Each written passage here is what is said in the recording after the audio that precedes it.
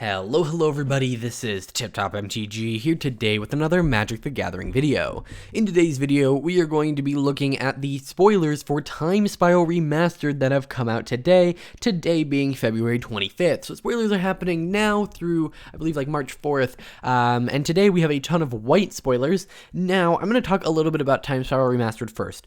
I am not going to be covering the specific cards that are going to be in the set necessarily, like the main set. Why? Because for those of you who don't know, Time Spiral Remastered is the combination of 3 sets in the past into one set that is being draftable. So we had things like Future Sight, Time Spiral, stuff like that, and Planar Chaos. Those were the 3 sets. And so those are all being combined into one set. Now, I could do spoilers, but here's the thing about it. Though you can look at those 3 sets, and it's going to be some combination of those cards. Except, back when Time Spiral came out, they had basically a slot in the booster for, like, time-shifted cards.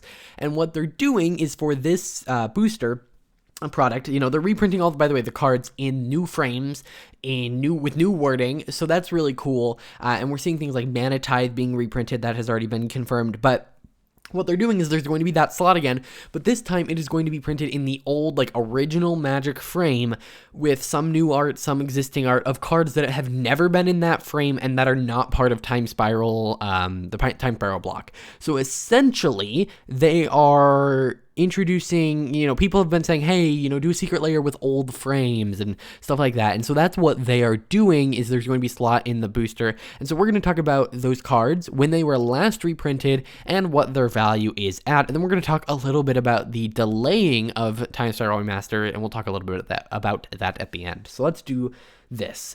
Starting off, we have SCRAM, Senior Artificer. He's a 2-cost white legendary creature dwarf artificer, and it says whenever you cast an aura, equipment, or vehicle spell, draw a card. So this is a kind of staple white card in Commander because it's one of the very few white cards. It's going to care about auras, equipments, and vehicles, which can all go in very different decks. But it was last reprinted in Commander Legends, and it's going for about 99 cents. So this is not a card you're wanting to get necessarily for value, but it is one that is kind of interesting. Like, if you have this in a deck, you might replace it because it is kind of a novel thing. And you're going to notice as we go through this, a lot of this is for the novelty of it, not necessarily them trying to include big reprints, which I think is completely fine.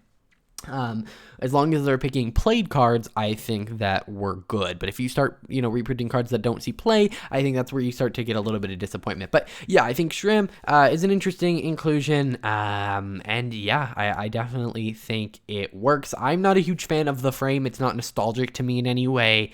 But I know for a lot of people that like the frame, they are going to like this. I'm just not a huge fan of it personally. Next, we have a Containment Priest, last reprinted in Core Set 2021, going for about 35 cents. It's a 2-cost white creature, human cleric with flash, and it says if a non-token creature would enter the battlefield and it wasn't cast, exile instead. So again, it's a card that definitely sees play. You know, it's not necessarily super expensive, but it sees play in sideboards. And so, again, I'm glad. They're not picking some garbage rare that nobody plays. This one is a little bit more niche than SCRAM, although I guess SCRAM is technically more niche. But, you know, this one sees mostly sideboard play, but it's not necessarily an expensive card, which is good. By the way, outside of one card here, these are the prices to buy this specific version. So the fact that they are, you know, bordered, it actually, like, lowered the prices on some of them. So yeah, just note that all of these except for one that's in a foreign language are the price of this specific version as of Card Kingdom's prices in USD as of the time of filming. So these prices are going to go down probably, unless people find out that they're, like, a lot rarer, like individual cards are maybe more rare than others. These prices are probably going to go down. And just note that they're probably slightly higher. You could probably get this for cheaper, like at your local game store, but we'll have to see. Next, we have Intangible Virtue. It's a 2-cost white enchantment, and it says creature tokens you control get +1/+1 and have vigilance. Again, it's a card that sees a lot of play in something like Commander and token decks, but isn't an expensive card. It was last reprinted in Commander Legends, and it's going for about 25 cents. So again, not an expensive card, but one that sees play, and I think that's done really well. Ajani's Pridemate was last reprinted in the list. It's a 2-cost white creature cat soldier, and it says whenever you gain life, put a +1/+1 counter on Ajani's Pridemate. This one sees a little bit less play, but again, in those life gaining decks, you know, it definitely fits in those. For something like Historic, which is I would say Historic is where Johnny's Primate has the most like play out of any format, maybe outside of Commander, but this is obviously a paper product, so it'll be interesting to see if these styles come to MTG Arena, as we already do have this frame on some cards, so that'll be kind of interesting to see. Next, we have Thraben Inspector. It's a 1-cost white creature, human soldier, and whenever it enters the battlefield, investigate. So it's a form of card draw in white. It was last reprinted in Double Mastered. Now, you'll notice a huge theme. A lot of these cards were printed in 2020. I mean, we've had a couple from Commander Legends. We have one from Double Masters. We have one from Core Set 2021. Actually, I'm going to go back and look. Yeah, every single one of these cards we've talked about so far was printed in 2020. SCRAM in Commander Legends, Containment Priest in Core Set 2021, this in Commander Legends, this in The List, and this in Double Masters. So, again, they're not going for cards that haven't been printed recently. They're just going for something that's a little bit more niche. Then we have Restoration Angel, who was actually printed in 2021 in the Kaldheim Commander decks with new art in that one, actually, which I find kind of weird knowing that this was coming up. But it's a 4-cost white creature angel, 3/4, 99 cents. It has flash and flying, and when it enters the battlefield, you may exile target non-angel creature you control, then return it to the battlefield under your control. So it's a flicker angel. I know it's part of a lot of combos in Commander. Again, I think I've heard of every single one of these cards. Yeah, I've heard of every single one of these cards so far. So they're iconic in a way, but not expensive. And I'm going to stop saying that because I think you get it. Okay, this is the one that has not been adjusted for this reprint because it is a foreign language card. It is a 1-cost white instant. Your opponents can't cast spells this turn. It was last reprinted in Core Set 2014. So this is probably the biggest reprint out of the group just because it has been such a long time since it's been reprinted. But yeah, that is the card. Probably the one you're looking forward to the most, but then again, it's just white. We'll see what happens in the other colors. I was expecting a couple of like non-things like bombs, so that way people who didn't care about any of the Time Spiral cards would still have an incentive, but who knows. Next, let's talk about this one random common. I don't actually care about the common, but I wanna talk about something. So it's a it's a 2/1, and you can pay 4 and tap, and search your library for a Rebel permanent card with converted mana cost 3 or less, put it out to the battlefield, then shuffle your library.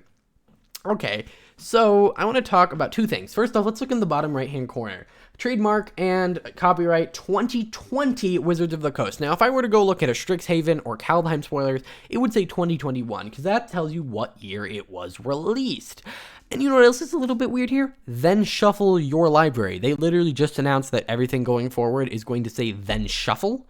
And so I think it's definitely interesting to see that this was totally intended to come out in 2020. Not only does the trademark say 2020, so this was probably expected to be like a December or a late in the year kind of thing. Maybe Double Masters wasn't supposed to come out last year because they said it was one of their quickest turnarounds of a set ever. So it wouldn't surprise me if maybe it was supposed to be there and then they had to delay it. Wouldn't surprise me if COVID just delayed it.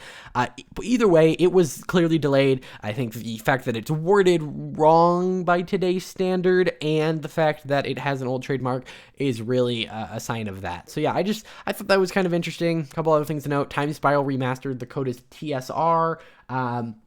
And there are 289 cards in the set, but we already knew that part. But yeah, I just thought that was kind of interesting. I want to know what you guys think. Maybe the cause of that was, I think COVID-19 is probably the biggest one here, but the fact that these have 2020 means they were already printed in 2020, so maybe it wasn't necessarily a distribution problem, but well, I don't know. They're probably not going to ever tell us that, but I think it's kind of interesting to see how things work kind of from the inside.